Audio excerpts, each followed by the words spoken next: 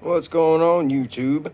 Got my Typhon built back up again, ready to go. And first of all, this is your size comparison. Guy said, hey, show me size comparison.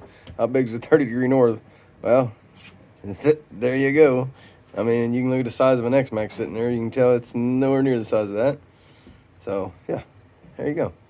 Big, huge. But anyway, guys, this thing, I got it built back up. I got some new tires on it. Got the servo dialed back up. We got... This thing is a Typhon, but it's got M2. This was built out of spare parts laying in my basement, which I'm at it again. We'll get into that later, but it's got a basherqueen center brace on it.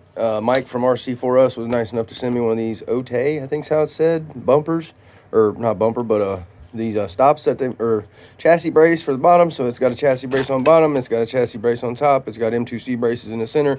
It has got Creighton hubs and knuckles, so it is the truckified. It's GPM braces, GPM drive shaft. Nope, them are stock drive shafts. All parts that I had laying around, guys, from other builds and everything else. And I also actually did have M2C center braces laying around because I stretched one of my Outcast to XL, so these no longer fit. I had to get the other ones, and yeah, so I did have them laying around.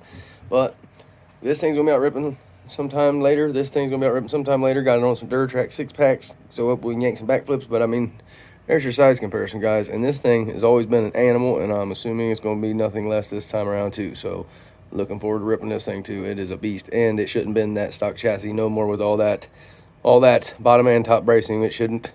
If it does, it's amazing. But we shall see. Look how big that thing is, guys. I mean, if that don't show you, geesh. Maybe it's a put in perspective. Just how big it is too.